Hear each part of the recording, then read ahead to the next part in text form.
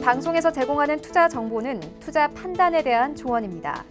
방송에서 제공하는 주식의 가치, 가격 상승 및 가격 하락에 대해서는 방송사에서 보장하지 않습니다. 시청자 여러분 안녕하십니까. 오늘장 내일장 2부 출발하도록 하겠습니다. 2부에서는 오늘도 두 분의 전문가와 함께 종목 짚어드리고요. 종목 상담까지 이어가는 시간 준비가 되어 있습니다. 종목 상담 원하시는 분들은 하단에 번호 나가고 있습니다. 100원의 정보 이용료 부과되는 샵 0082번을 통해서 매수하신 종목명, 매수 가격, 그리고 비중을 적어서 보내주시면 잠시 뒤에 원활한 상담을 도와드리도록 하겠습니다. 또 저희 서울경제TV는 유튜브 채널을 통해서도 함께 하실 수가 있습니다. 유튜브 접속 뒤에 서울경제TV 검색어 입력하시면 다양한 다시보기 채널들이 열리고요. 제일 상단에 실시간 채널이 함께 열립니다. 클릭해서 들어오시면 TV 채널과 동일하게 시청 가능하고 하단에 댓글창을 통해 여러분의 의견들 그리고 종목 상담도 남겨주실 수가 있습니다. 많은 이용 또 부탁드리도록 하겠습니다. 시황 상황 점검해봅니다. 자, 이 시각 시황이 2215포인트대에서 지금 움직입니다. 2215, 30포인트가 넘게 빠져내려가고 있고요. 여전한 급락세가 펼쳐지고 있는 상황인데 하루간의 흐름을 좀 정리해 보도록 하겠습니다. 보시면 뭐 전강 후약도 아니고 장 초반에 좀 분위기를 보다가 쭉 빼는 모습인데 전체적으로 약세장으로 지금 전환이 된 상황입니다. 현재 포인트가 오늘 장중 저점이고요. 하루간의 흐름을 좀 정리해 보도록 정리해 보셨고 개인만 지금 사고 있다라고 여전히 집계가 됩니다. 2,674억 원 기관 외국인 동반 매도 현재 나오고 있는 상황인데 투신만 삽니다. 연기금 뭐 금융 투자할 것 없이 모두 팔고요. 코스닥 살펴봅니다. 코스닥이 낙폭이 더 큽니다. 11포인트가 넘게 빠지면서 755까지 지금 빠져내려가고 있는 상황입니다. 자, 그렇다면 하루간의 흐름을 코스닥도 좀 정리를 해볼 텐데 767부터 반등 없이 그냥 쭉 빠져내려옵니다. 11포인트가 넘게 지금 밀려 내려오고 있는데 수급 주체 보시면 역시나 양매도입니다. 기관, 외국인 동반 매도 나오고 있고요. 개인만 지금 하락장에서 담고 있는 모습 포착이 됩니다. 연기금도 지금 조금 전 시간대까지 사나가 결국에 1억 원이지만 매도로 전환이 된 모습이고요. 원달러 환율 살펴보도록 하겠습니다. 원달러 환율 1137원 10전에 거래가 되면서 2원 30전 올라가고 있습니다. 달러 강세 흐름 가져갑니다. 금일 본 방송에서 제공해드리는 정보는 투자 판단에 대한 조언일 뿐입니다. 해당 주식의 가치와 수익률 보장해드리지 않는다는 점 참고해 주시길 바랍니다. 자, 오늘 시장의 마감 전략 함께 짚어보도록 하겠습니다. 메리츠증권증권 영업부의 권홍섭 대리 연결돼 있습니다. 안녕하십니까? 네, 안녕하십니까? 시장이 조정을 받고 있고요. 생각보다 조정의 강도가 조금 더 깊어지고 있는 모습인데 시장 점검해 주시고요. 남은 시간에 그렇다면 전략 어떻게 가져가는 게 좋을지 말씀해 주시겠습니까? 네, 오늘 우리나라 증시는 장 초반 강보합으로 출발하였지만 시간이 지나면서 외국인과 기관의 순매도를 늘려감에 따라 하락폭을 키워가고 있는 상황입니다. 이 같은 양상은 코스피가 지난달 29일부터 이달 16일까지 13거래 연속 상승함에 따른 피로감으로 차익 실현 매물이 출현하고 있다고 보여집니다. 또한 오늘 코스닥 시장도 760선을 붕괴하면서 낙폭을 키워가고 있는 상황입니다. 미국 증시에 상장된 헬스케어 업종 지수가 2.9%대에 급락이 나오면서 우리나라 코스닥 시장 바이오 시총 상위 종목들이 대거 하락하는 모습을 보이고 있습니다. 유나이티드 헬스케어 미국에 있는 CEO가 트럼프의 의료보험 개혁안에 반대하며 의사들의 약 처방이 어려워질 것이라는 발언에 급락이 나왔는데 미국 진출을 깨하고 있는 우리나라 제약바이오 섹터에도 영향이 나타나고 있는 것 같습니다. 그러나 어떤 이슈로 급락을 했기 때문에 모멘텀만 이상이 없다면 회복 가능성도 산정되어 있기 때문에 지금부터 분할 매수 투자 전략도 필요해 보입니다. 다시 우리나라 시장으로 넘어와서 금통위가 금일 기준금리를 1.75%로 동결했습니다. 시장 예상대로 동결은 나왔으나 미국과의 금리 역장차가 장기화될 수 있다는 투심도 작용했기 때문에 지수가 하락하는 것으로 보여집니다. 이날 한국은행 이주열 총재는 연준의 비둘기 기조와 그리고 글로벌 경기 둔화를 초점으로 이번 결정을 했다고 밝혔습니다. 일부 시장에서는 추경 예산으로 SOC나 인프라 투자 외에 화폐 정책도 필요하다는 의견이 나오면서 금리 인하도 기대하고 있는 상황입니다. 국내 지표는 경기동인지수 11개월, 선행지수 9개월 연속 하락 중으로 화폐 정책도 기대할 수 있는 상황이지만 관망만 한다면 자칫 하락폭을 키울 수 있어 리스크 관리가 필요하다고 판단됩니다. 금일 특징 세토로는 우선주의 급락입니다. 현재까지도 하락률 상위에 랭크되어 있는 상황인데 한진칼 우선주로 시작된 투자 과열이 아시아나항공 매각으로 M&A 관련 대기업 우선주들이 급등을 하는 양상들이 나왔는데 이러한 기대감이 소멸되면서 급락을 면치 못하고 있습니다. 하락 시에는 매수보다는 우선주 매매에는 비중 축소 내지 현금화가 필요하다고 보여집니다. 이제 1시간 남은 상황에서 이제 우리나라 코스피 기술적 분석상 일단 외국인 수급 쪽으로 보자면 선물이 지금 매도로 우위로 돌변했습니다. 거의 오늘만 한 7천 계약 가까이 매도를 하는 모습들이 나타나고 있는데 이에 따라서 하락 리스크 관리도 필요해 보입니다.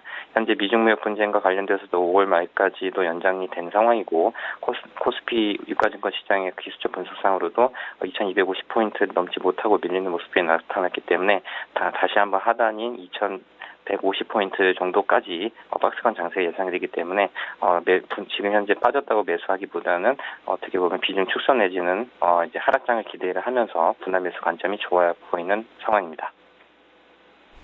남은 시간 동안에 그렇다면 지켜볼 만한 종목 있습니까? 네, 오늘 소개해드릴 종목은 이제 카페24라는 종목입니다. 일단 동사의 경우에는 국내 최대의 규모의 온라인 쇼핑몰 전자상거래 플랫폼을 유지를 하고 있는 상황이고요. 온라인 비즈니스에 필요한 모든 서비스를 제공하고 있는 회사다 이렇게 보시면 될 것 같습니다. 또한 이제 글로벌 전자상거래 플랫폼으로 도약이 시대가 되고 있는 상황인데 2012년부터 해외 구매자에 대응할 수 있도록 글로벌 쇼핑몰 솔루션을 개발하고 있습니다.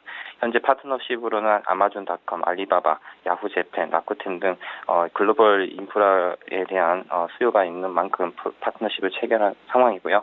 일본 전자상거래 플랫폼 시장에도 진출할 것으로 예상이 되고 있습니다. 현재 일본 쇼핑 솔루션 시장은 초기 단계로 이제 현재 카페24가 충분히 주도권을 잡을 수 있는 상황이기 때문에 그런 부분에서 투자 포인트를 잡으실 수 있고요. 또한 최근에는 쇼핑몰 재고 관리 업체인 핌즈를 인수를 했습니다. 최근 들어서 이제 그 소비자 같은 경우에는 한 명의 쇼핑몰에 여러 가지 상품을 구입할 시에는 쇼핑몰 관리자가 수작업을 통해서 송장을 매칭시키는데 이러한 그 핌즈라는 회사의 솔루션을 보자면 번거로운 작업을 자동으로 처리해주고 배송 관리도 해주는 서비스이기 때문에 그런 부분에서 물류 쪽에서도 상당한 시너지가 나타날 것으로 예상이 되고 있습니다. 현재 기술적 분석상 21선의 헤드앤숄더 패턴으로 상승 파동 기대감을 할 수 있겠습니다. 따라서 저점이 확인된다면 저점 매수 기회를 잡을 수 있다고 보여지고 있고요. 저항대를 고려한다면 조정시마다 분할 매수 관점으로 중간지 보유 관점에서 접근하시면 될 것 같습니다. 가격적인 전략은 목표가 142,000원, 선저가는 106,000원이고 오늘 하락장에서 역시 한 3%포인트 빠지고 있는데 종가 정도에 매수하시는 것이 유효하겠습니다. 네, 카페24에 대해서 종가 매수 관점에서 바라보자라고 말씀해 주셨습니다. 오늘 말씀은 여기까지 듣겠습니다. 고맙습니다. 네, 감사합니다. LC종금증권 영업부의 권홍섭 대리와 함께했습니다.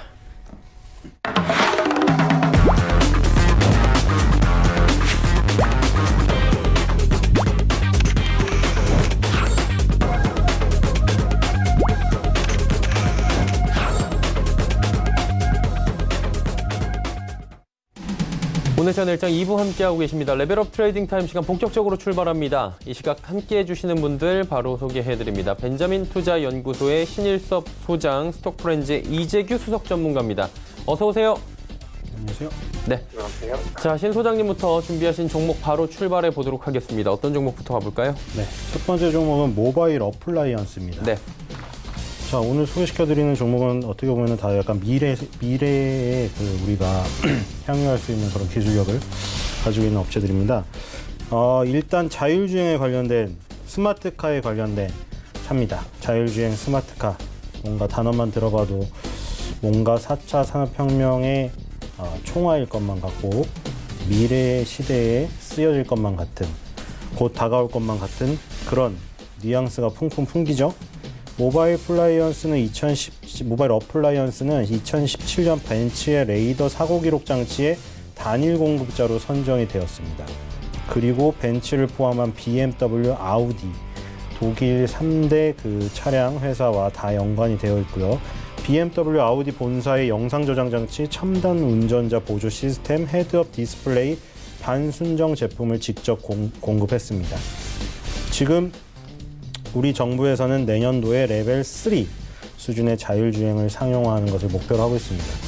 레벨 3는 고속도로에서 차선 변경을 자율로 혼자 하고요. 장애물 회피를 혼자 진행을 합니다. 실질적인 자율주행차죠.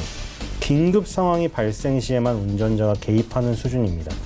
거의 우리 이제 영화에 나오는 자율주행이라는 그 닉네임 타이틀에 맞는 수준까지 올리겠다는 거예요. 지금 내년도까지 상용화를 목표로 하고 있습니다. 정말 이런 시대가 온다면 이제 더 이상 졸음운전 뭐 이런 거 없고 차 안에서 여러 가지를 즐길 수 있는 인포테인먼트 시장이 커지겠죠. 차 안에서 정보를 탐색을 하고 엔터테인먼트를 즐기고, 차 안에서 운전자가 지금은 어떻게 해요? 운전자가 핸드폰 보다가 사고 난다고 베테랑 운전자도 실험을 했더니 사고 나서 차가 반파 이상 나왔죠. 그래서 핸드폰 보지 말라고 합니다. 그리고 범칙금 부과됩니다. 하지만 자율주행이 이루어지면은 핸드폰을 하든 게임을 하든 그 안에서 디스코 팡팡을 추든 아무 상관이 없어요. 차는 혼자 움직이고 있으니까요. 그러니까 그런 것들이 이제 만약 진행이 된다면 여러 가지 이런 사회적인 현상들도 다 바뀌고 법규도 바뀌고 필요가 없는 법이 될 수도 있습니다. 그러니까 그런 자율주행과 스마트카에 관련된 기술력을 가지고 있는 회사라고 보면 되고요. 아까 말씀드렸다시피 독일의 명차들 회사들도 함께 하고 있기 때문에 굉장히 강력하다. 모바일 어플라이언스는 독일 BMW, 아우디 본사의 제품을 공급하는 국내 유일 기업이라고 IR 자료에 써놨습니다. 그러니까 벤츠의 레이더 사고 기록 장치는 단일 공급자로 선정되었다는 소식이었고 BMW, 아우디 본사의 제품을 공급합니다. 그래서 지금 반순정 제품을 공급을 하고 있고 스마트 자율주행차 산업에 지금 독보적인 기술력을 갖고 있다고 계속 소개를 하고 있는데 세계 최초에 적용된 기술. 이 모바일 어플라이언스가 갖고 있는 기술들을 보면요. 주차 카파인더. 이게 아마 블랙박스에 관련된 걸 거예요. 아우디 블랙박스. 아우디에 들어가는 거. 카 커넥티비티. 그리고 다이버시티 안테나, 교통 표지판 인식. 지금 3.5인치 아날로그 LCD 패널. 이런 것들이 지금 다 세계 최초로 적용된 기술이라고 하고요.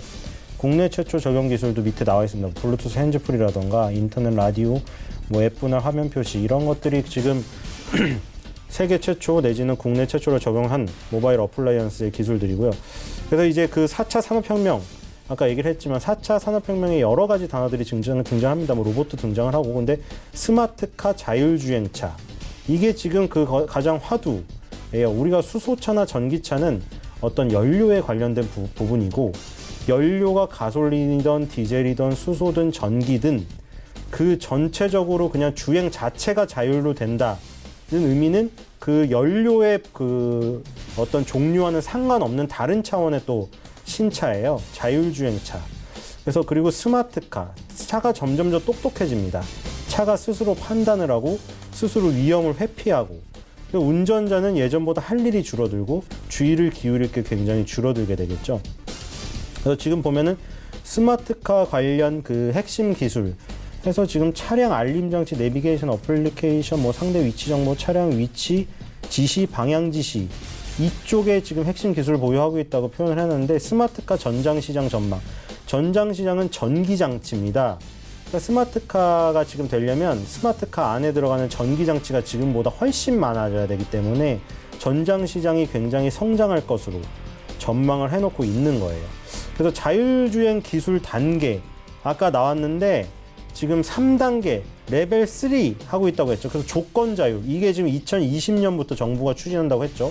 그래서 아까 제가 말씀드린 게 필요시에 운전자가 개입을 한다. 이게 레벨 4로 가면 필요시가 없어요. 운전자가 필요가 없어요. 운전자가 필요가 없는 게 아니라 운전자가 뭐를 행동을 할 필요가 없어요. 그러니까 위험 상황, 긴급 상황이 발생돼도 그 차가 알아서 하지 나는 필요가 없어요. 예를 들어 정말 배트맨 차처럼 그렇게 될 수도 있어요. 전복이 됐는데 배트맨 차처럼 자동차 바퀴가 돌면서 스스로 서버려요. 다시 방향을 세워버려요. 그럴 수도 있어요. 그게 이제 완전 자율차가 돼버리면 정말 영화처럼 돼버리는 거예요. 배트맨 카처럼. 근데 조건 자율화를 이제 들어가는 거예요. 지금 현재는 부분 자율화. 2개 이상의 특정 자동화 시스템을 복합적으로 갖춘 거를 레벨 2 정도로 자율주행 기술로 부르고, 레벨 3로 이제 조건 자율로 내년도에 들어가고 2025년 정도에 완전 자율화. 이렇게 되면은 정말 빠르게 기술력이 다가온다고 하면 자율주행차가 지금 뭐 연료에 대해서 서로 싸우고 이런 거 다 필요 없이 연료를 못 쓰는 거는 운전자 맘이고 어쨌든 자율 그 주행 시스템이 들어가게 되면 연료 못 쓰는 게 상관없잖아요. 자율주행만 되면 이 자율주행 그 기술력을 갖춘 회사들은 꽃을 피우게 되겠죠. 모바일 어플라이언스는 점점 더 20년, 25년으로 갈수록 점점 각광을 받겠죠. 이 회사의 기술력 때문에. 그래서 모바일 어플라이언스를 지금 4차 산업혁명에 그 투자를 하고 싶으신 분들 혹은 자율주행차에 관심 있으신 분들은 지금 이제 관심을 가져야 된다. 수면 아래 지금 잠겨 있잖아요. 주가가. 그쵸? 2017년도 2월 달에 상장이 되었고 3월 달에 급등을 했다가 그 뒤로 지금 그 만 3년간 지금 하락세예요. 자, 하락세인데 지금 20개월 선을 뭔가 돌파하려는 모습이 있고 그 전에 처음에 어떤 징조가 하나 나왔죠. 지금 보세요. 2018년도 초, 중, 반 다 보면 2019년도 초반까지 그렇죠? 크게 세 번 이 핑크색 10개월 선에 부딪히고 한 번도 뚫지 못했다가 자, 이번 연도 3월 달에 드디어 머리를 들었고 이번 연도 4월 달에 20개월 선에 처음 부딪혔습니다. 뭔가 변화가 생겼죠. 그동안의 흐름과 다른 변화가, 기술적인 변화가 생겼어요. 그렇기 때문에 제가 말씀드리는 이런 어떤 스토리가 더 먹힐 수가 있는 거예요. 스토리가 아무리 좋아봐야 기술적인 모습이 완성이 안 됐으면 여물지 않은 단계예요. 그때는 아무리 좋은 말을 해봐야 그래 그렇게 스토리가 좋은데 주가 안 오르잖아. 이래버리면 할 말이 없어요. 제가 와서 그렇게 말을 해봐야 주가가 안 오르니까 그게 정당성이 부여가 안 되거든요, 사실. 근데 지금 같은 경우에는 기술적으로 의미 있는 부분이 생겼기 때문에 이런 스토리가 점점 더 먹힌다라고 얘기를 하면 기술적인 것과 시너지를 낼 수가 있는 거죠. 그러니까 지금 그동안 못 보던 모습이 나왔기 때문에 주목을 해야 된다. 그래서 아까 제가 말씀드린 스토리와 함께 결부시켜서 20개월 선 돌파하는 모습을 아마 확인을 하시면은 급등세도 연출이 가능하다고 생각이 됩니다. 손절가 6,700원, 목표가 10,000원입니다. 두 번째 종목은 NHN 한국사이버결제입니다. 이게 NHN 그룹이 들어가서 이름이 복잡해졌네요. 저 한국사이버결제였는데 자, 이것도 지금 또 그러니까 이거 뭐냐면 스토리는 다 좋은 걸 당연히 갖고 오겠죠. 제가 스토리가 나쁜데 갖고 와서 이거를 어필을 해야 되는데 나쁜 얘기만 하고 있을 수 없잖아요. 근데 이제 거기다가 하나 덧붙여서 왜냐면 하나보다 두 개가 더 중첩되고 좋고 세 개가 네 개가 더 좋은 게 더 좋은 거잖아요. 기술적인 모습이 한국사이버결제가 이전에 폭등했고 그다음 폭락을 한번 거쳤고 그 다음에 다시 바닥에서 지금 바닥권에서 뭔가 모습을 만들려는 그 모습이 나왔기 때문에 이걸 갖고 와서 설명을 하는 거예요. 안 그러면은 솔직히 그냥 그 경제사회명 기사로 읽는 것만으로 족하지 이걸 추천을 할 그 타이밍이 아닌 거예요. 이 열매가 안 여문 거예요. 근데 열매가 여물 것 같은 모습이 보이니까 그런 거거든요. 지금 주요 주주가 NHN 페이코 임원으로 되어 있죠. 페이코 지금 많이 사용하시죠? 쇼핑몰 결제할 때 마지막 결제에서 뭐 물론 핸드폰 그 비용으로 나가는 걸로 결제할 수도 있고 계좌 이체로 할 수도 있고 있는데 간편 결제 제일 많이 쓰실 거예요. 젊은이들 위주로. 페이코, 뭐 네이버 페이, 삼성 페이 이런 것들 많이 쓰겠죠. 지금 이 회사가 하는 거 주요 사업은 PG, 페이먼트 게이트웨이, 그리고 전자지급 결제 대행 서비스, 온오프라인 밴 서비스, 그다음 간편 결제에서는 페이코. 이게 온오프라인 간편 결제가 다 가능합니다. 그리고 지금 NHN 한국사이버 결제를 포함한 이 결제 회사들을 이해를 하려면 PG와 밴의 개념을 알아야 되거든요. 근데 여기 하나의 도식화된 그림, 도표 하나로 이해가 될 것 같아요, 아마. 지금 뭐 이게 복잡할 수도 있는데 온라인 쇼핑몰과 오프라인 쇼핑몰, 이거는 온라인이냐 오프라인이냐 틀린 거고 어쨌든 간에 여기에 신용카드사가 껴 있는데 신용카드사와 요 회사 사이에 PG와 밴사가 껴 있어요. 그래서 PG와 밴사가 이런 역할들을 한다는 거. 승인금액과 신용카드 수수료 이게 나가는데 이 사이에서 또 수수료를 먹는 거예요. 왜냐하면 국내에서 이루어지는 모든 온오프라인 전자결제는 밴사 아니면 PG사를 거쳐야지만 결제가 이루어져 있게 지금 우리나라는 시스템이 돼 있기 때문에 PG와 밴사는 이 사이에서 먹는 거예요. 그러니까 맨날 신용카드 그 회사가 지금 수수료를 낮춘다 하면은 그럼 PG와 밴사에도 내야 되고 우리는 또 그렇게 되면은 여러분들에게 제공해야 되는 6개월 무이자 할부라던가 신용카드를 이용했을 때 혜택이라던가 이런 거 못 준다 우리는 더 이상 정부에서 그렇게 나오면 그렇게 나오는 거예요. 중간에 또 저렇게 떼가는 PG 밴사가 또 있기 때문에. 그래서 PG 밴사는 중간에 역할을 하는 거고 지금 이제 새로운 사업으로 간편 결제 서비스를 하고 있다. 그리고 지금 QR코드 메뉴를 조회해서 음식 선택 결제까지 가능한 서비스를 런칭을 했습니다. 이거를 왜 이렇게 할 수가 있냐? 웅진코웨이가 정수기를 처음에 팔았을 때 정수기를 팔 때 처음에 힘들었잖아요. 아무도 문을 안 열어줬죠. 열심히 영업사원이 문을 두들겨서 이제 그 아줌마를 다 섭외를 했습니다. 그래서 이제 정수기에 만족을 했어요. 그랬더니 이제 정수기 영업사원이 와서 이번에 우리 회사에서 침대 렌탈이 나왔습니다. 그러면 마음의 벽이 많이 허물어져 있어요. 그 아주머니는. 왜냐하면 처음에 정수기를 들이밀 때보다 지금 정수기를 3년 사용해봤기 때문에 이제 웅지코이에 대해서 인식이 좋아져 있기 때문에. 그래서 침대를 렌탈해 드릴게요. 베개를 렌탈해 드릴게요. 공기청정기 렌탈해 드릴게요. 그래도 그럼 한번 써볼까요? 이 아줌마의 마음이 녹아 있습니다. 그거랑 똑같습니다. 벤사와 지금 그 아까 전에 그 피지사를 계속 운영을 해서 많은 벤사 피지사를 영업을 많이 해놨기 때문에 QR코드 메뉴 이런 신서비스를 내놨을 때 사용을 NH는 한국사이버결제에서 이런 신서비스를 내놨어? 그럼 한번 써볼게요. 이런 마음이 지금 강해지죠. 그동안 확보해놓은 유통망을 통해서 신사업을 하기가 굉장히 좋은 구조라는 거죠. 그래서 굉장히 강력한 어떤 시스템을 갖고 있고요. 그래서 20개월 선을 돌파했기 때문에 주목을 하시면 될 것 같습니다. 손절가 14,000원, 목표가 2만 원입니다. 세 번째 종목은 SM코어입니다. SM코어는 SM이라는 종목이랑은 상관이 없죠. 이름만 비슷해서 헷갈릴 수도 있습니다. 지금 SM코어 같은 회사는 펴놓은 걸 제가 닫아버렸네. SM코어는 지금 2017년 1월 달에 SK가 지분 37.7%를 인수해서 계열사로 편입이 되었고요. 1972년에 설립이 되었습니다. 오래됐죠. 자동화 물류 관련 토탈 솔루션 제공 업체고요. 스마트 팩토리 분야 차세대 핵심 사업을 육성하고 있다라고 나오는데 지금 점점 공장이 스마트화되고 있습니다.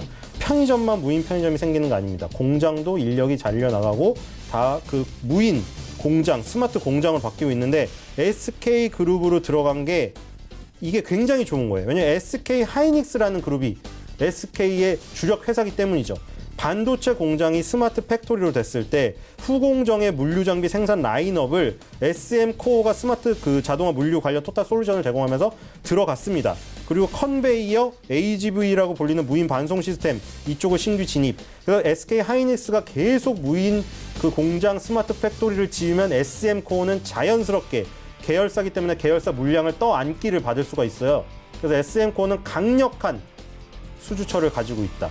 그래서 지금 이제 그 한 번 급등을 했다가 지금 밑으로 3번의 고점을 찍으면서 내려왔다가 60개월 선에서 반등을 하고 20개월 선에 막혔습니다. 그래서 60개월 선에 일단 반등을 했기 때문에 어느 정도 하락의 폭은 마무리가 됐다고 볼 수 있겠습니다. 왜냐하면 그 전에 고점이 여기에 9,000원대에 있었는데 정확히 거기를 디디고 올라왔기 때문에 여기는 믿을 만한 저점이다. 그러면 이제 20개월 선과 이 사이의 싸움이에요. 이거를 뚫어내야 됩니다. 2018년에 한번 시도했었고 이번에 또 시도를 하고 있습니다. 이번에 뚫으면 좋고 못 뚫으면 또 여러 번 뚫어야겠죠. 자, 손절가 12,000원, 목표가 16,000원입니다. 네 번째 종목은 수산 INT입니다. 수산 INT도 지금 한동안 지금 밑에 내려가 있다가 지금 또 올라오려는 모습이 보이고 있고요. 수산 INT는 뭐 하는 종목이냐면 네트워크 솔루션 전문 기업이에요. 지금 청와대 등 정부도 지금 이 그 수산 INT의 그 솔루션, 보안 솔루션을 쓰고 있고요. 모바일 유해 차단 서비스. 여기 보면 여기 SKT에서 제공하는 거에 지금 모바일 유해 차단 서비스 여기 들어가 있고요. 공유 단말 서비스, 국내 통신 3사 독점 공급하고 있습니다. 지금 이 그 기업 같은 경우에는 통신 3사를 비롯해서 공기관, 공공기관, 금융감독원, 한국전력공사 뭐 다 있어요. 그리고 병원, 대법원, 대한민국 해군, 육군, 보안 솔루션 다 하고 있습니다. 절대적인 비중을 차지하고 있는 거는 공유 단말 서비스고요. 그리고 최근에 이제 각광을 받고 있는 거는 보안 솔루션 쪽이에요. 보안이 점점 더 중요해지고 있고 5G 시대로 가면서 보안이 더 중요해지고 있거든요. 그래서 이 회사에서 나오는 게 보안 솔루션 매니지 서비스 사업에 신규 진출했어요. 최근에. 이게 뭐냐면 매니지 서비스는 IT 자원이나 네트워크 및 각종 시스템 운영을 제3자가 관리하는 거예요. 그래서 수산 INT라는 요 회사에 용역을 주는 거죠. 직접 관리하기에는 힘드니까. 그래서 SSL 안보코어 솔루션 e프리즘 그리고 SSL VA 그리고 US사이드 차단 인터넷 접속 관리 솔루션 e워커 SWG V9라는 솔루션을 출시를 했어요. 어쨌든 이런 신 솔루션을 계속 지금 그 하고 있는 업체들에게 계속 그 내놓기 때문에 보안이 중요해지고 네트워크가 중요해질수록 수산 INT 할 일은 많아진다. 그래서 지금 한 단계 내려왔지만 이제는 다시 올라갈 때가 아닌가 생각이 됩니다. 손절가 7,700원, 목표가 9,000원입니다. 마지막 종목은 한섬입니다. 한섬이 그 사이에 시원하게 머리를 뚫어버렸습니다. 역사적 신고가를 갔어요. 자, 한섬이 지금 역사적 신고가를 가고 약간 밀렸는데 이 그 중요한 거는 지금 한 5년간 횡보하던 그 구간을 완전 뚫었거든요. 한섬은 항상 한 계단 레벨업을 한 뒤에 꾸준하게 그냥 옆으로 횡보를 했다가 또 한 번 레벨업을 하고 계속 그렇게 약간 거북이 같지만 지나고 나보면은 우리가 토끼 같다는 주식을 쫓아다녔던 사람보다 수익률이 더 높은 그런 스타일의 주식이에요. 그렇기 때문에 토끼의 그런 야금을 아예 놀려주고 싶고 나는 천천히 가지만 결국 이긴다는 것을 보여주고 싶다면 한섬을 하세요. 한섬 같은 경우에 지금 시스템 업무의 모든 의류 디자인 시점을 기존 모델 6, 8개월 앞당기는 선기획 시스템을 도입을 했는데 이게 좀 위험할 수도 있지만 한섬의 자신감입니다. 그동안 쌓았던 기술력. 왜냐하면 6, 8개월 선기획을 한다는 거는 만약에 그 유행이 안 와버리면 그 옷을 다 폐기 처분해야 되는 상황이 올 수도 있거든요. 6, 8개월을 내다보고 유행을 미리 트렌드를 익혀가지고 그거를 읽어가지고 출시를 해야 되는 위험 부담이 있음에도 한섬은 자기가 리딩을 한다. 그리고 이제 그 프리미엄에 특화되어 있기 때문에 수요층이 탄탄해서 다른 쪽으로 안 빠져나갈 거라는 자신감 때문에 이렇게 한 것 같아요. 그리고 화장품 제조 도소매업 사업 목적이 신규 추가했다고 했죠. 신세계 인터내셔널 같이 된다는 보장은 없지만 한섬이 여성 의류를 중점을 하고 있기 때문에 화장품을 얹어서 한다는 거는 아주 엉뚱한 일은 아닌 거기 때문에 여기서 가시화적인 성과가 나온다면 한섬도 거북이가 약간 부스터를 단 것 같이 올라갈 수 있는 그런 스타일도 한번 연출이 가능할 것 같습니다. 손절가 42,000원, 목표가 6만 원입니다. 네, 한섬까지 이야기를 들어봤습니다. 이재규 전문가 바로 연결합니다. 어떤 종목 준비하셨습니까? 네, 제가 오늘 첫 종목으로 가져온 것은 바로 자화전자라는 회사입니다. 제가 이 시간을 통해서 몇 번 말씀드린 적이 있는 종목인데 오늘 이제 IT 장비주들이 낙폭이 굉장히 좀 크게 나오고 있어요. 그래서 어떻게 보면 계속해서 올라갔었던 종목군들이기 때문에 매수가 여의치 않았던 분들 같은 경우도 오늘 이제 제가 IT 장비주들을 몇 개 들고 나왔는데 잘 들어보시면 도움이 좀 되지 않을까 싶습니다. 말씀드렸던 것처럼 첫 번째 종목은 자화전자라는 회사인데요. 이 회사 같은 경우는 전자부품 제조업체입니다. 그래서 스마트폰에 많은 부품을 납품하고 있는 상태인데 이 회사 같은 경우는 통신기기용 자동 초점 장치 그리고 진동 모터 그리고 손떨림 방지 장치를 만드는 회사인데 실질적으로 스마트폰에 대한 보급률이 늘어난 이후에 성장성이 많이 둔화되는 것 아니냐라는 말들이 많이 나왔었던 기업입니다. 하지만 이 회사가 2018년도에 살짝 적자가 나왔다가 2019년도에 흑자 전환 가능성이 지금 대두되고 있을 만큼 매출이 좀 다변화되고 있다라고 보시면 될 것 같습니다. 그래서 국내에서 매출이 나오고 있는 여러 가지 업체들에 대한 스마트폰 보급, 그리고 보급폰과 프리미엄폰에 대한 매출이 계속해서 상향될 가능성이 있기 때문에 이런 부분들로 인해서 자화전자를 좀 말씀드립니다. 그리고 이 회사 같은 경우에는 작년에도 고정비에 대한 절감 효과가 굉장히 컸었고 올해에는 또 중국향 매출이 많이 늘어날 가능성이 높다라고 하니까 이런 부분 역시도 메리트가 될 수 있다라고 보고 있습니다. 그리고 한 가지 더 내용을 더 말씀드려보자면 현대자동차의 수소차에다가 지금 PTC 히터라는 부품을 납품하고 있는 상태이기 때문에 2015년도에 개발을 했다라고 하네요. 그래서 이 부분들이 이슈가 된다라고 한다면 스마트폰에 납품을 하고 있는 전자부품 제조업체에서 자동차에까지 전장 장비에까지 납품을 하는 부품 업체로의 탈바꿈이 가능하다라고 보고 있기 때문에 앞으로 성장성이 조금 더 커지지 않을까라고 보고 있습니다. 자화전자 같은 경우는 오늘 주가가 좀 많이 내려왔는데요. 저는 기회라고 생각을 하고 있습니다. 매수가는 오늘 종가로 말씀드리고요. 목표가는 16,500원, 그리고 손절가는 13,500원을 잡아드리도록 하겠습니다.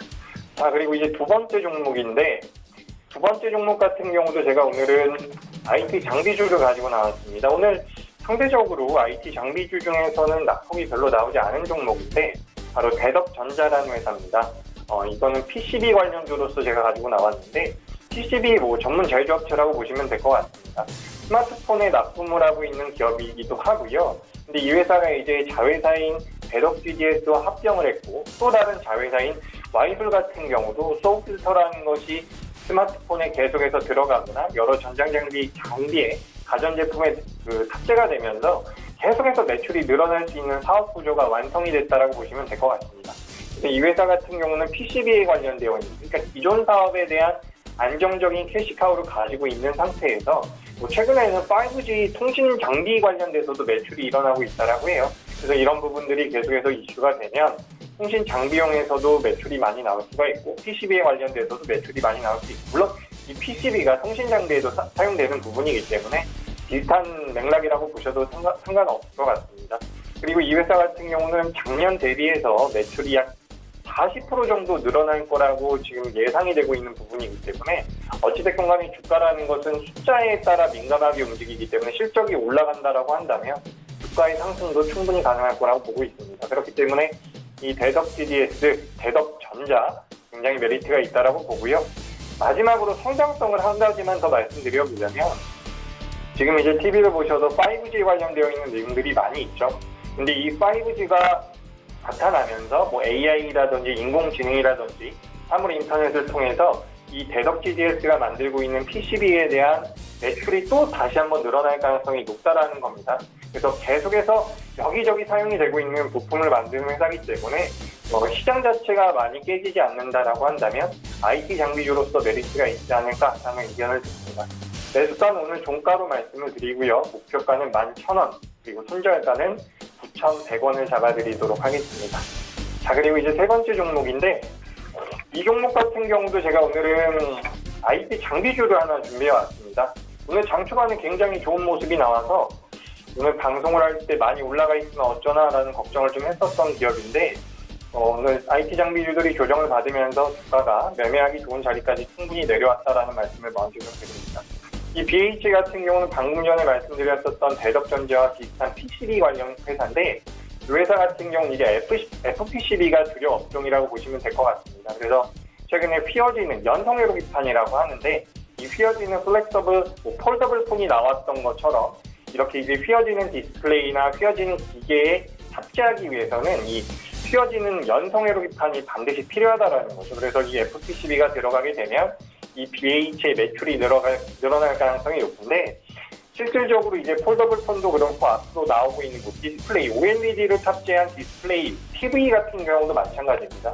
계속해서 화면이 커지고 있는 상태이기 때문에 이 화면에 들어가는 이 FPCB의 물량이 늘어나게 되고 그 물량이 늘어나게 된다면 기업의 매출이 좋아질 가능성이 높죠. 제가 그래서 BH는 잠깐 좀 알아봤는데 폴더블 폰 같은 경우는 기존 휴대폰에 그 FPCB가 하나 들어갔다라고 한다면 3개가 들어간다라고 해요.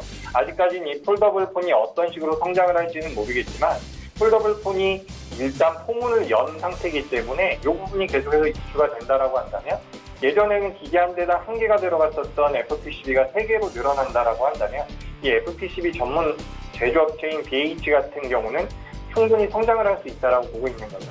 그리고 이뿐만 아니라 말씀드렸던 것처럼 OLED 패널이나 어찌됐건 간에 디스플레이가 사용되는 대부분의 그 부품에 이 BH의 부품인 그 FPCB가 들어간다라고 보시면 되는 거고 그로 인해서 스마트폰의 출하량이 역성장하더라도 2020년도까지는 이 BH의 경우에는 성장을 할 가능성이 높다라고 지금 분석이 되고 있습니다.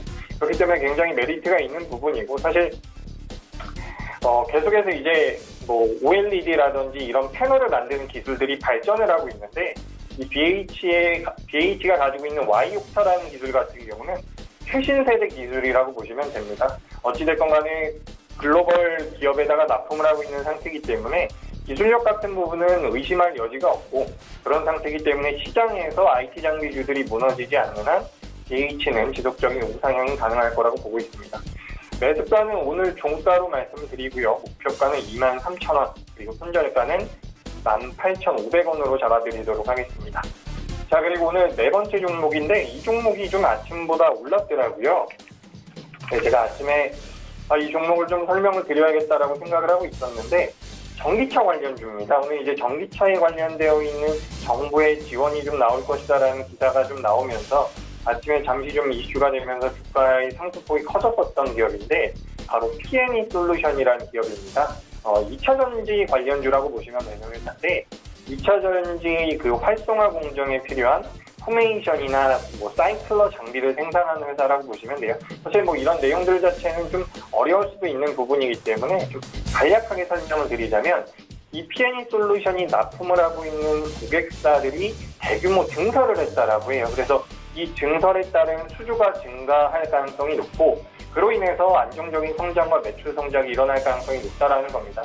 최근 들어서 우리나라 시장에서 2차 전지 관련주들의 주가 흐름이 그렇게 강하지는 못했었기 때문에 지금 당장 이 종목이 바로 올라간다라고 말씀드리긴 어렵지만 저점에서 좀 매수해서 저점은 아니지만 매수해서 좀 긴 호흡으로 끌고 간다라고 한다면 이런 2차 전지 관련주들도 충분히 메리트가 크다라는 말씀을 드리고 싶습니다. 어쨌든 뭐 고객사의 대규모 증설에 따른 수주 증가와 그로 인한 뭐 실적적인 성장 그리고 해외 시장에도 계속해서 진출하고 있는 부분이 있기 때문에 이 P&E 솔루션 같은 경우도 지속적인 우상향이 가능할 거라고 보고 있습니다. 매수가는 오늘 종가로 말씀을 드리고요. 목표가는 15,500원, 15,500원 그리고 손절가는 12,000원 잡도록 하겠습니다. 자, 그리고 이제 마지막 종목을 하나 말씀을 드릴 텐데 오늘은 제가 P&E 솔루션을 제외하고는 대부분 다 IT 장비주를 가지고 나왔어요. 사실 한 2주 정도 IT 장비주들이 좋은 모습을 좀 보였기 때문에 이걸 매수하고 싶다라고 생각을 하셨어도 매수를 못 하셨던 시청자분들이 많을 텐데 오늘 이제 조정을 많이 받았기 때문에 한 번에 매수를 한다라기보다는 분할 매수 관점으로는 이제 좀 메리트가 있다라고 생각이 돼서 IT 장비주를 좀 가지고 나왔습니다. 5번째 종목은 제가 슈프리마라는 종목을 가지고 나왔어요. 이게 생체 인식에 관련되어 있는 부분입니다. 뭐 우리가 지금 휴대폰을 쓰면 뭐 지문 인식 기능도 있고, 뭐 얼굴을 인식할 수 있는 뭐 안면 인식 기술도 있고, 눈의 홍채를 인식하는 그런 생체 인식에 관련되어 있는 국내 대장주라고 보시면 될 것 같은데, 이 회사 같은 경우는 디스플레이에 내장되는 지문 인식 알고리즘을 미국의 퀄컴과 공급 계약을 맺었다라고 해요. 그래서 기존 방식 대비 판매 가격이 굉장히 상승되어 있는 기술력을 보유하고 있다라고 보시면 됩니다. 그래서 같은 방식으로 여러 가지 방식이 있는데 지문 인식을 하는 여러 가지 방식이 있는데 그 중에서 매출, 그러니까 뭐 어떻게 보면 고부가가치를 낼 수 있는 고부가가치를 가지고 있는 기술력을 가지고 있다라고 보시면 될 것 같습니다. 그래서 앞으로 계속해서 이게 발전할 수밖에 없다라고 생각이 되는 게 스마트폰뿐만 아니라 우리가 뭐 집에 출입을 한다든지 앞으로 일어나고 있는 모든 뭐 금융 거래라든지 이런 부분들에 대해서 생체 인식에 관련되어 있는 메리트가 굉장히 크다라고 생각을 하고 있습니다. 슈프리마 같은 경우도 주가 흐름 자체가 상당히 견조하게 이어지고 있었고 지금도 마찬가지예요. 제가 가끔씩 말씀드리는 부분인데 종목이 너무 밑에까지 밀려가지고 바닥 구간에 있는 종목들 같은 경우는 좀 긴 호흡으로 보셨을 때는 매수하는 것도 괜찮지만 단기적으로 접근을 하시거나 한 달이나 두 달 정도의 스윙 매매로 들어가신다라고 한다면 정배열에 들어가 있는 종목들이 훨씬 더 유리합니다. 어쨌든 주식이라는 게 추세를 타고 가기 때문에 그렇기 때문에 이런 슈프리마 같은 종목들, 정배열로 들어가 있는 종목들 같은 경우는 충분히 메리트가 있다라는 말씀을 좀 드리고 싶습니다. 매수가는 오늘 종가로 말씀을 드리고요. 목표가 같은 경우는 직전 고점인 3만 원 그리고 손절가 같은 경우는 24,000원으로 말씀드리도록 하겠습니다. 2019년도에 영업이익이 50% 이상 늘어날 거라고 예상이 되고 있는 기업이기 때문에 좀 접근해 보시면 좋은 결과 나오지 않을까 생각합니다.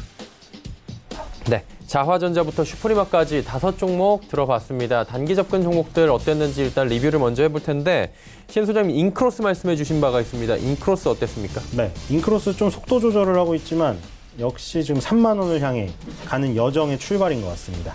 그래서 인크로스 조정을 기다리셨던 분들은 지금 이제 좋은 흐름으로 사시면 될 것 같아요. 이거는 이제 월봉이고요. 일봉으로 보면 이제 이틀간 조정이 들어오면서 이격을 좁히고 있습니다. 그래서 조금 더 안전한 곳에서 매수할 수 있는 기회를 시장이 주는 것 같네요.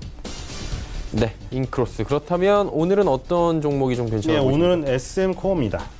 자, SM코어 아까 전에 그 자료를 펴놨다가 꺼가지고 못 보여드렸는데 어쨌든 SK하이닉스와 강력한 유대 관계가 있죠. 그 계열사니까요. SM코어가 오늘 뚫려다가 시장 때문에 밀린 것 같아요. 이거는 그렇죠?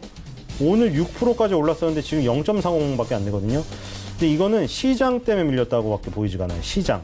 지금 시장이 다 밀리기 때문에 이러면 이제 다 밀리는 거예요. 종목이 시초 초반에 급등했던 그 폭을 다 내줬어요. 이거 SM코어뿐만 아닐걸요, 아마? 지금 여러분들 초반에 사셨던 거 보세요. 지금 다 상승폭 다 반납하고 지금 다 마이너스 됐을 거예요, 계좌.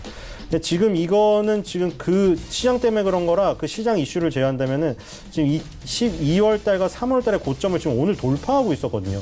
굉장히 중요한 지금 여정을 가고 있는데 지금 시장이 찬물을 끼얹어서 시장이 찬물을 끼얹었지만 그래도 내 갈 길은 간다 하고 족적은 남기는 대로 족적은 남기는 것으로 일단 그 만족을 하고 있는 상황인 것 같아요.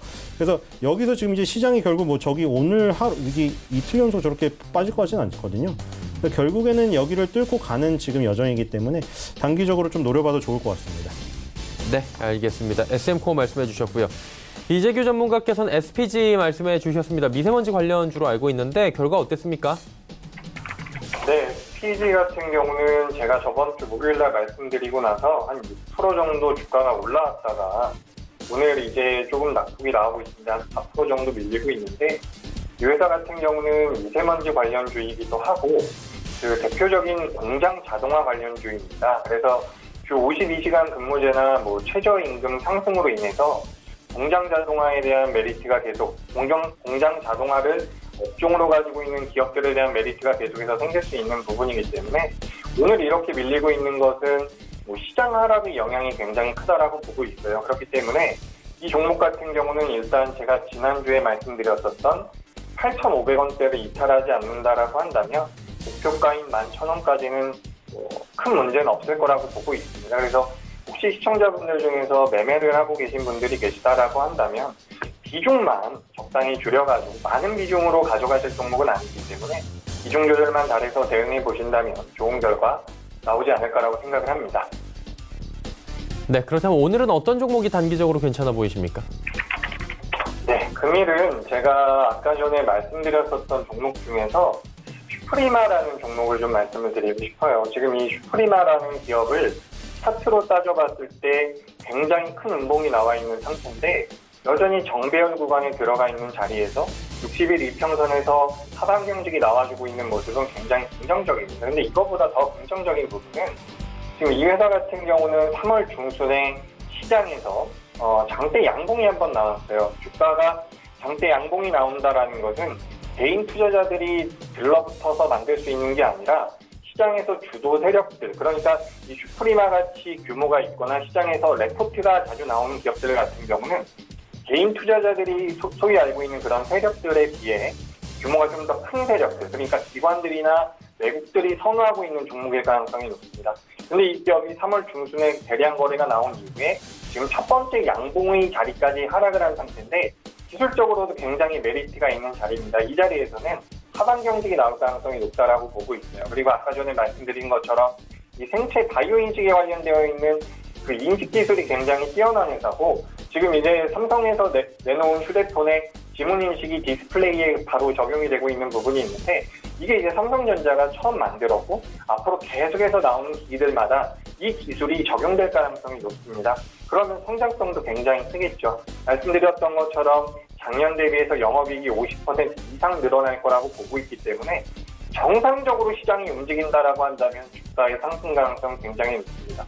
매수가는 오늘 종가로 말씀을 드리고요. 목표가는 3만 원, 그리고 손절가는 24,000원으로 잡아드리겠습니다. 네, 슈퍼리마 말씀해 주셨습니다. 특징주 바로 살펴봅니다. 신 소장님, 오늘 시장은 어떤 종목이 특징적입니까? 그 청호컴넷이 아까 초반에 잘 가서 특징주로 준비를 했는데 예. 완전 급락 맞아버렸네요 지금. 그렇죠? 특징주에서 빼야 될 것 같은데 이게 그래서 특징주로 지금 한 이유는 설명을 드렸기 때문에 리디노메이션 화폐계약 수혜주로 지금 그 ATM기가 화폐가 바뀌면 ATM기 그거 다 교체해야 되잖아요. 그래서 모르는 거였는데 지금 이거 테마들의 세력 싸움이에요. 지금 아프리카의 그 돼지열병 수혜주가 지금 다 먹어버렸어요. 그러니까 이제 세력들이 다 글로 가서 화폐개혁에서는 쏙 빠져버린 거예요. 그래서 시장의 특징을 그렇게 보여준다고 보시면 되겠네요. 테마가 서로 세력 다툼을 하다가 테마 하나가 밀려버리면 이렇게 급락이 나와서 그 테마는 소멸해버린다는 그런 테마의 특징을 설명해주는 오늘 청호컴넷의 흐름이었습니다. 네, 청호컴넷 말씀해 주셨고요. 이재규 전무님, 오늘 어떤 종목이 시장에 특징적으로 보이십니까?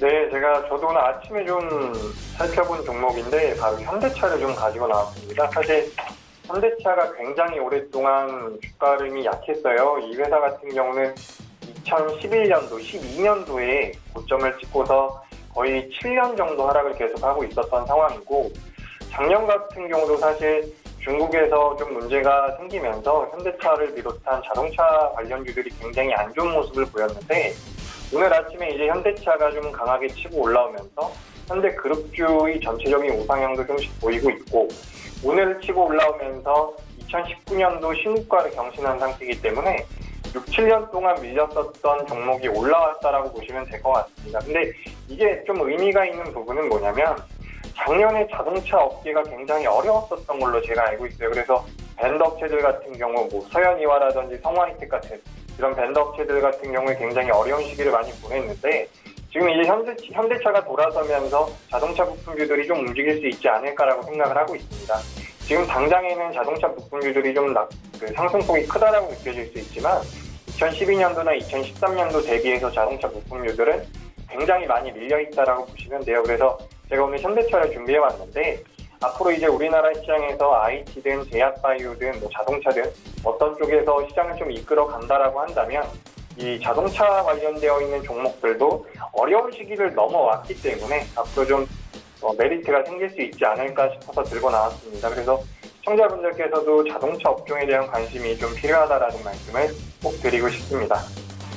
네, 자동차 업종 최근에 이 하락장에서도 지금 선전하고 있는데 관심이 좀 필요한 시점이 됐다라고 말씀해 주셨네요. 종목 상담 바로 이어갑니다. 첫 번째 종목은 1697번님 에이블 CNC 14,450원에 비중 26% 보내주셨는데 지난번에 한번 말씀해 주신 적 있지 않습니까? 에이블 CNC? 네. 한때 잘 나갔는데 좀 아쉽네요. 그렇죠? 예. 에이블 CNC 미샤로 잘 나갔고 그 갈색병, ST로더 갈색병을 미투 제품으로 보라색 병도 내놓으면서 이슈가 많이 됐었고 그랬는데 이게 아무래도 이게 전체적인 흐름이에요. 지금 아무도 못 견디잖아요. 제가 저번에 얘기해드렸잖아요. 강남역에 그 중소 어떤 영업하시는 분들 다 나갔어요. 임대료 때문에. 거기뿐만 아니라 경리단길이고 뭐고 다 샤로수길이 뭐니 그거 뜨면 안 좋아해요. 요즘에는. 그거 아시죠? 아예 음식점 사장님이 우리 가게 들어와서 사진도 찍지 말래요. 어떤 데는. 유명해지기 싫어서. 인스타그램 올려서 유명해지는 건 한순간이고 곧 이따 문 닫아야 되거든요. 그렇게 되면 영업 임대료 올라가지고. 그래서 아예 그냥 1명, 2명 받고 조용히 하고 싶대요, 다들. 그래서 그러고 있는데 그러니까 대기업도 못 버티는 거예요. 강남역에 다 그 대기업 간판인데 걔네도 수익 나서 하는 거 아니래요, 다들. 그냥 간판 거기다 세워놓고 광고 효과 노리는 거고 수익 안 난답니다. 그래서 이제 다들 힘들죠. 로드샵 위주로 하던 뭐 미샤라던가 지금 스크린푸드는 이미 회생 절차 들어갔고. 그렇죠. 한때 성유리 씨가 계속 선전했는데 피부에 뭐 먹을 거 양보하라 그랬는데 그냥 주식시장에 양보하고 떠나버렸어요. 그래서 지금 그 에이블 CNC 미샤도 그렇고 지금 다 그 로드샵들 위주로 하는 거 다 힘들고 그 ST로더도 얘기 드렸잖아요. ST로 다 그 오프라인 매장은 철수하고 지금 온라인 모바일에 집중하고 있다고. 그게 트렌드예요. 어쩔 수 없어요. 그래서 에이블 CNC도 지금 염정화 팩트 내놓으면서 홈쇼핑 새로 들어갔는데 그게 잘 돼야 돼요. 스앵님 제발 제 에이블 CNC 부탁드려요. 이러면서 정말 부탁을 잘 받아줄 김서영 씨 같은 분이 필요한데 과연 그런 소비자가 많이 나올까? 그래서 홈쇼핑에 지금 진출한 거 그게 잘 돼야 되고 모바일이나 이런 쪽으로 활로를 반드시 뚫어야지만 에이블 CNC가 예전에 미샤의 영광을 되찾을 수 있을 것 같습니다. 지금은 어려운 건 사실인데 그런 새로운 시도들을 눈앞에 두고 있기 때문에 본전 회복은 좀 가능하지 않을까 싶습니다. 그래서 보유를 하시기 바랍니다. 네, 알겠습니다. 종목 상담은 여기까지 가야 될 것 같고요. 마감 지수 함께 정리하도록 하겠습니다. 코스피부터 만나보죠. 자, 지금 코스피 지수가 1.38%나 빠집니다. 30포인트가 넘게 밀려 내려가고 있는 상황이고요. 조정이 한 번에 왔습니다. 그리고 조정폭이 생각보다 꽤 깊게 형성이 되어 가고 있는 모습입니다. 일단 하루간의 흐름을 좀 정리해 볼 텐데 보시면 장 초반보다 많이 내려왔고요. 뭐 장중 반등도 없습니다. 그대로 쭉 밀려 내려오는 지금 그래프입니다. 전형적인 약세장이고 하락장인데 2214.97포인트, 현재 포인트가 장중 저점 부근 하회하고 있는 모습입니다. 수급 주체 확인해 보도록 하죠. 수급 보시면 기관 외국인 그동안 그렇게 열심히 쌍끌이 매수해주던 이 두 주체가 오늘은 그대로 매도로 전환을 하면서 시장 누릅니다. 일단 기관이 1,424억 원, 외국인이 1,721억 원 각각 팔고 있는데 투심만 73억 원 매수고요. 연기금이 무려 508억 원 던지고 있습니다. 개인이 3,012억 원 순매수하네요. 다음 살펴보도록 하죠.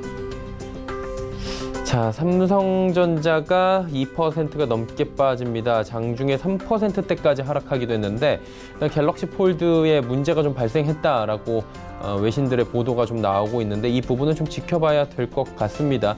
필름 부분을 제거한 것인데 사전에 고지를 하지 못한 부분이다라고 삼성전자는 지금 이야기가 나온 부분이고요. 이 부분을 알지 못하고 필름을 뗀 뒤에 폴드가 지금 고장이 났다라는 이야기가 또 외신을 통해서 리뷰어들을 통해서 시제품들의 이야기가 올라오면서 기사가 지금 올라온 상황이고요.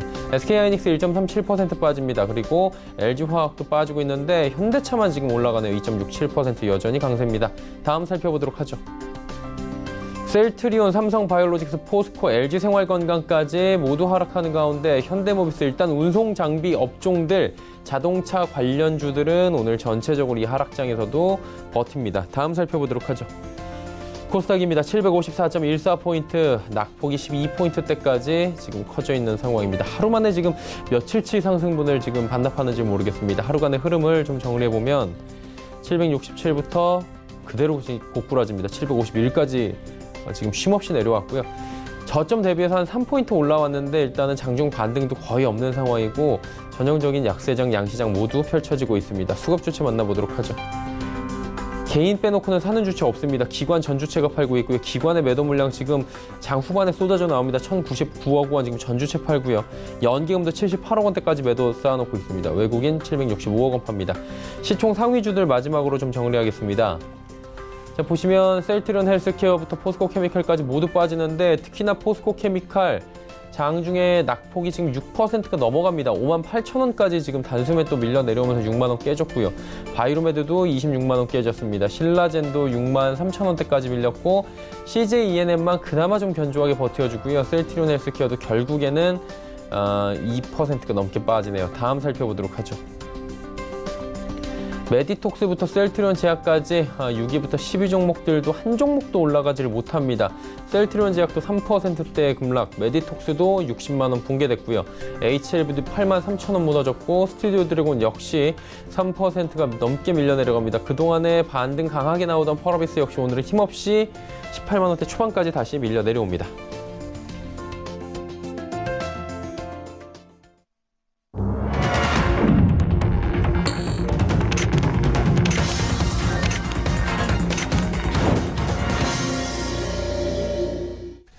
네, 시장이 모두 정리가 됐습니다. 정확한 지수는 아직 파악이 되고 있지 않지만 양시장 모두 오늘 급락으로 마무리가 되는 모습입니다. 시장 어떻게 보셨습니까, 신 소장님? 네, 뭐 연속 거래일 상승 기록을 아무리 세워봐야 폭이 중요하다는 게 오늘 하루에 그 증명이 됐네요.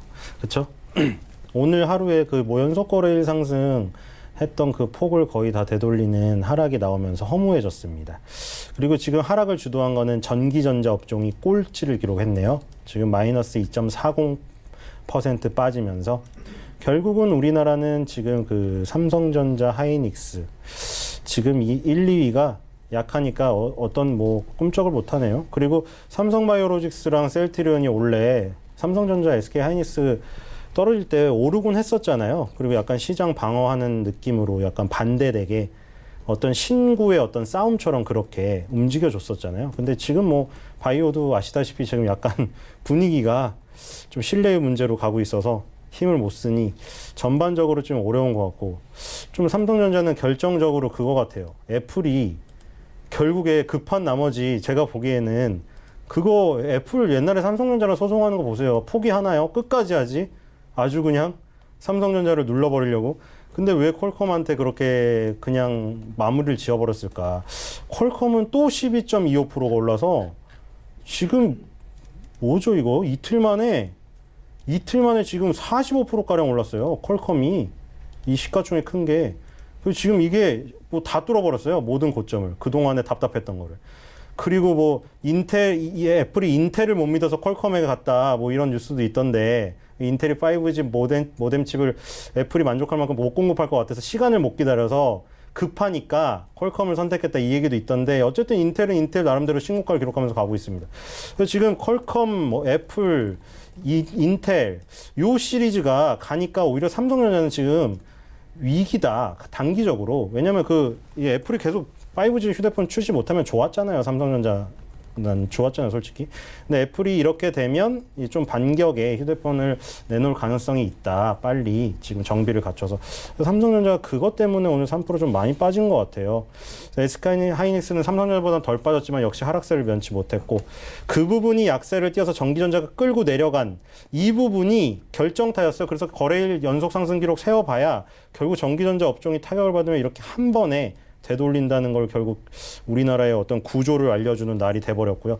그래서 이제 삼성전자가 반등을 해야 되는데 일단 지금 애플의 반격이 시작됐기 때문에 주가상으로도 약간 어떤 상성의 그런 부분도 있기 때문에 애플, 삼성이 조금 더 약세를 또 이어갈 것 같네요. 며칠간은. 그래서 조금 약간 아쉬웠다. 신기록이 좀 빛을 하루 만에 발해버린 좀 아쉬운 하루였다. 이렇게 말씀드리고 싶습니다. 네, 이재규 전문가님도 연결하도록 하겠습니다. 시장 어떻게 보셨습니까? 네, 오늘 시장이 굉장히 어려웠습니다. 사실 어제 미 시장에서 제약바이오에 관련되어 있는 업종 지수들이 좀 많이 밀리면서 시장이 좀 조정을 받지 않을까라고 생각을 했는데 제약바이오주들도 조정을 받았고 장후반으로 가면서 이제 IT 장비주들 같은 경우도 낙폭이 좀 크게 진행이 됐습니다. 하지만 어떻게 보면 지난 1월 달과 3월 달에 우리나라 시장이 반등을 했었던 가장 큰 이유가 3월이 아니라 4월 초죠. 4월 초부터 지금까지 반등을 했었던 부분이 이 IT 장비주들이 강했기 때문이라고 볼 수가 있습니다. 그래서 제약바이오 같은 경우는 어떻게 보면 조정 기간이 굉장히 길었기 때문에 기술적인 반등이 나올 수 있는 자리고 IT 장비주들 같은 경우는 어떻게 보면 상승하다가 일시적으로 나오고 있는 눌림목일 가능성이 있다라고 보고 있습니다. 그렇게 보고 있기 때문에 시장에 대해서는 아직 그렇게 부정적이라는 생각은 들지 않고요. 최근 이제 거의 한 15거래일가량 외국인들이 계속해서 매수를 해주다가 개인들은 매도를 했고 그런 모습들이 나오다가 오늘 반대로 개인들이 좀 매수를 하면서 들어왔는데 사실 저는 크게 문제는 없는 하루였다라고 생각을 합니다. 좀 이제 시장에서 이슈가 될 만한 미중 무역 협상이라든지 이런 데에서 극단적으로 안 좋은 내용만 나오지 않는다라고 한다면 종합주가지수가 2200포인트만 이탈하지 않는다라고 했을 때 다시 한번 힘을 내줄 가능성이 높다라고 보고 있습니다. 네, 시장에 대해서 두 분께서 하나하나 좀 말씀을 해주셨습니다. 이쯤에서 두 분은 보내드리도록 하겠습니다. 벤자민 투자연구소의 신일섭 소장, 스톡프렌즈 이재규 수석 전문가였습니다. 고맙습니다. 감사합니다. 지수 정리합니다. 코스피부터 만나보도록 하죠. 코스피가 무려 1.43%나 빠졌습니다. 2213포인트대까지 밀려 내려왔고요. 코스닥 살펴봅니다. 코스닥도 1.74%나 급락했습니다. 753.53포인트의 거래 마감했습니다. 원달러 환율 살펴봅니다. 종일 오름세였는데 오름폭은 크진 않습니다. 2원 10전 올라가면서 1136원 90전에 거래를 마감했습니다. 시장의 이슈를 정리해드립니다. 김동섭의 마켓뷰 출발합니다.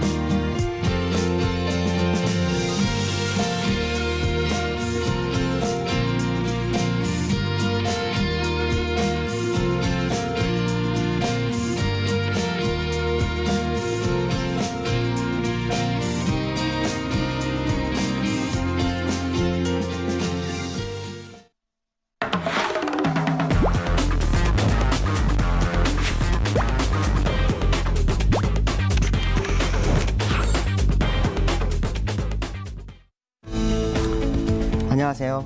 김동섭입니다. 전일 미국장이 그렇게 빠지지 않았는데 아시아장은 대체적으로 하락을 했죠. 특히 우리나라 같은 경우에는 코스피, 코스닥이 전부 다 1%대 중반 이상 빠지는 모습이 나왔습니다. 시장이 굉장히 견조했던 시장, 35년 내 최대 장기간 상승했다.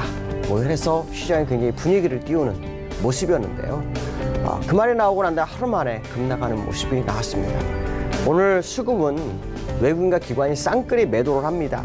외국인이 1,400억을 매도했고요. 기관 1,500억을 매도합니다. 선물에서 3,900억을 매도했죠. 그 다음에 제가 이 시장 어저께도 잠깐 말씀을 드렸지만 좀 두렵습니다 라는 얘기를 하면서 했던 게 프로그램 매수였죠.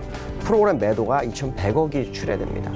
너무 많이 들어왔죠. 쥐어 짤 만큼 짠 상태에서 들어왔는데 13거래일 연속 상승치고는 상승폭이 굉장히 제한됐다라고 한번 말씀드렸었고 또 13일 상승을 해서 최장기간 상승의 모습을 보였지만 이것은 이 자리가 아니다. 적어도 최고점을 돌파하는 시점에서 나왔을 때 그게 의미가 깊다. 아마 그런 표현을 써드렸는데요. 시장이 오늘 하락을 마감을 했습니다. 그럼 오늘 아시아 시장을 잠깐 볼까요? 아시아 시장 보면요. 대체적으로 일본은 0.8%고요. 대만 0.3%, 항생 0.4%, 중국 0.1% 정도 하락합니다. 그럼 우리나라만 이렇게 많이 빠졌을까요? 한국은행 이주열 총재의 발언이 아주 큰 것 같습니다. 어떤 발언이었을까 아마 아실지 모르겠는데요.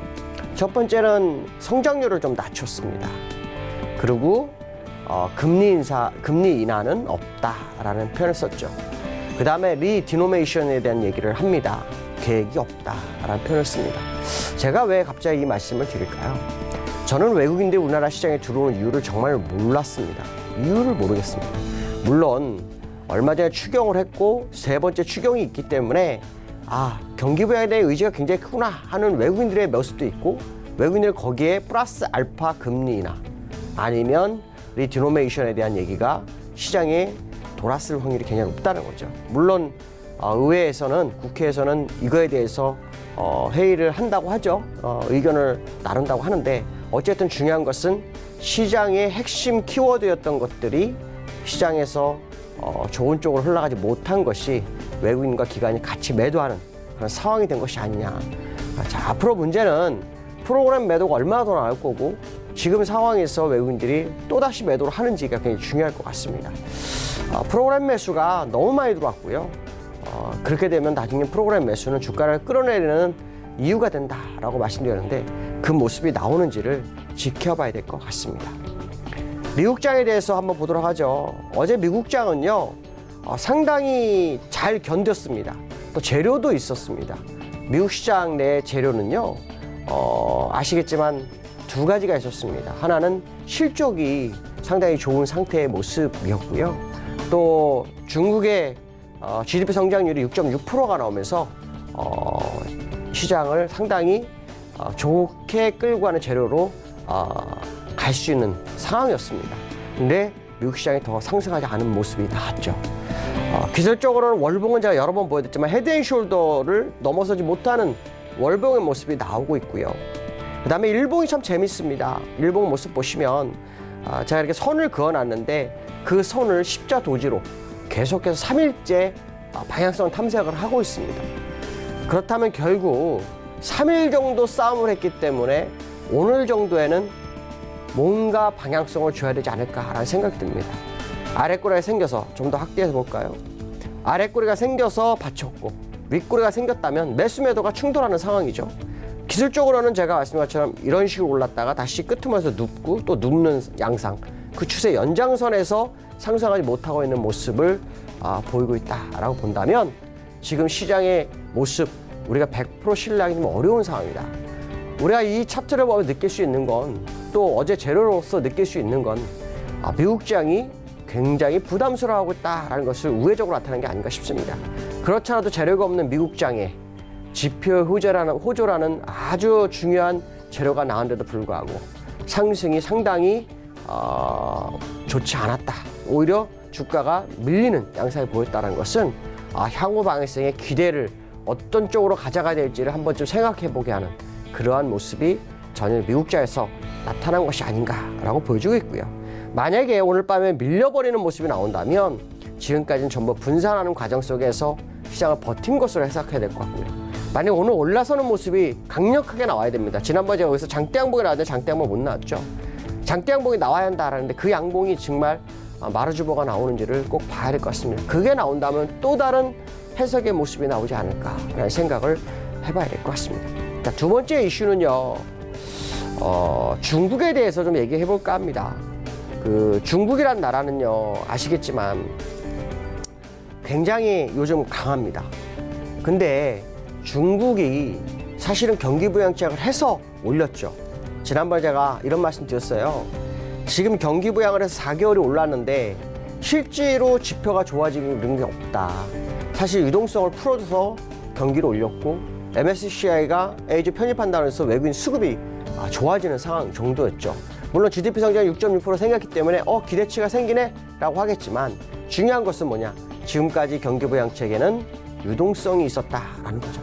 자, 그 유동성은 굉장히 좋게 해석할 수 있죠. 주가를 끌어올리는데. 그러나 분명한 것은 미국과의 무역 분쟁 속에서 기업들의 어려움을 해결하기 위한 경기부양책이었다면 결국 기업들은 부채가 늘어날 수밖에 없는 상황이 되겠죠. 자, 이런 부분들을 본다면 결국 경기부양책을 또 하기에는 부담스러워지는 중국 시장이 아닐까. 물론 사회주의 국가이기 때문에 언제든지 뭐 할 수 있다라고 할 수 있습니다. 그러나 분명한 것은 시장이 두려움을 겪을 수 있는 그런 자리에 있는 것은 사실인 것 같고요. 어저께 제가 아마 2차 랠리 가능성이 시장에 나온다라고 말씀드렸는데 그러한 부분들이 해결되기 위해서는 뭔가 변화가 나와야 될 거고요. 그 부분이 정말 나온다면 우리나라 시장도 또 미국 시장도 한 번 더 뛸 수 있는 조건은 낼 수 있다라고 봅니다. 그러나 그렇지 못하다면 상승은 제한될 수 있다라고 봐야 될 것 같고요. 양봉이 4개 아주 크게 나왔습니다. 지금 보시면 상해지수 후행 스팬이 캔들과 마주한 모습이죠. 지금 자리는 아주 견조한 공간에 있습니다. 그러나 후행 스팬은 저항에 걸려 있는 모습이죠. 이럴 때는 매수 매도가 상당한 싸움을 갖게 되기 때문에 악재 하나만 해도 주가를 확 밀어낼 수 있는 자리이기도 하고요. 호재 하나로만 해도 상승을 할 수 있는 자리입니다. 물론 상승은 더디게 될 수 있는 공간이기도 합니다. 그렇다면 하락과 상승 쪽에 무게가 어느 쪽에 더 실릴까에 대한 생각을 한번 좀 해봐야 되지 않을까 말씀드릴 수 있을 것 같습니다. 자, 내일장에 대해서 말씀드리죠. 제가 사실은 오늘 특징 중에서 하나 말씀드린 게 말씀 안 드린 게 있습니다. 제가 얼마 전에 이런 말씀을 드렸죠. 우리나라 시장이 지금 삼성전자가 끌어올렸기 때문에 이제 삼성전자는 어쩌면 밀릴 수 있는 부분에 있고 여기에서 자동차주들이 끌어올리는지를 좀 봐야 한다라는 표현을 한번 써드렸죠. 그 부분을 좀 확인해 볼까 합니다. 지금 보시면 현대차 같은 경우에는 어떻습니까? 오늘 이 하락장이 2% 상승을 합니다. 아직 공간이 남아있는 것 같죠?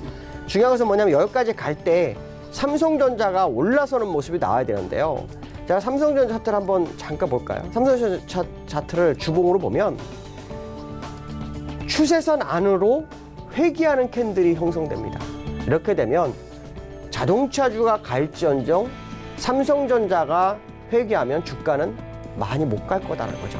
삼성전자가 올라서고 자동차가 아까 말씀드린 것처럼 이렇게 쭉 이 상승까지 올라간다면 시장의 방향성은 상당히 긍정적으로 갈 수 있습니다. 그렇다면 여기서 우리가 생각할 수 있는 건 뭘까요? 지금 시장에서 유일하게 대하는 자동차주가 될 거고요. 삼성전자는 더 안 빠지는지를 확인하는 그런 상황이 되겠죠. 자, 내일장에 대한 부분을 한번 보도록 하죠. 국내 시장이요. 상당히 견조했지만 어려움이 생겼습니다. 13거래일 상승을 했는데 하루의 음봉으로 인해서 약 10거래일 상승을 다 내려오는 그런 상황이 됐죠. 여기서 우리가 봐야 될 것은 뭐냐면 제가 아마 지난번에 이 얘기를 했습니다. 기억을 하신지 모르겠지만 우리나라가 갭상승이 4개다라는 표현을 썼습니다. 저는 과거사에 갭상승을 4개를 두고 가는 장은 한 번도 못 봤습니다. 갭상승이 2개만 나와도요. 3개째 나오면서 주가를 밀어내는 게 다반사였습니다. 그리고 2개째를 메우고서 거기서 방향성 탐색하는 경우가 굉장히 많았죠. 13거래 상승하면서 저는 이해를 못했습니다. 왜냐하면 지난번 이 지점이 언제냐면요. 올 초입니다. 올 초에 갭 하나를 크게 줬습니다. 그러고 난 다음에 갭 상승을 다 메우고 내려왔다가 다시 2번째 갭이 나옵니다. 그리고 여기서 3번째 갭이 나왔죠. 그리고 4번째 갭이 나오는데 이걸 간다고 시장은 계속 생각하고 35년의 최장기 상승을 언급하는 모습을 보면서 좀 안타까웠습니다. 갭은 메울 거라는 생각을 하고 있거든요. 최소한 이 자리, 지난번에 왔던 2171이나 아니면 이 자리, 2143은 메워야만 방향성을 확실히 알 수 있다라고 봐야 된다고 본다면 지금까지 이 상승을 믿는 것은 조금 두려웠다라고 말씀드릴 수 있고 또 그 상승에서 아시겠지만 프로그램 매수가 어마어마한 역할을 했습니다. 그 프로그램 매수는 결국 시장에 출회될 수밖에 없다라고 본다면 결국 추세적으로 나오는지 간헐적으로 나오는지가 아주 중요할 것 같다라고 말씀드릴 수 있을 것 같습니다. 오늘 여기까지 하겠습니다. 감사합니다. 김동섭의 마켓뷰까지 함께 하셨습니다. 금일 본 방송에서 제공해드린 정보는 투자 판단에 대한 조언이었습니다. 해당 주식의 가치와 수익률을 보장해드리지 않는다는 점 참고해 주시길 바랍니다. 오늘자 내일장 저희가 준비한 소식은 여기까지입니다. 편안한 오후 시간 보내시길 바랍니다. 저희는 내일 오후 2시에 더욱 알찬 소식을 들고 찾아뵙도록 하겠습니다. 함께해 주신 여러분 고맙습니다.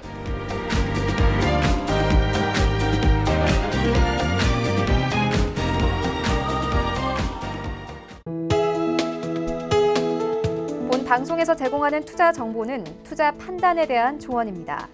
방송에서 제공하는 주식의 가치, 가격 상승 및 가격 하락에 대해서는 방송사에서 보장하지 않습니다.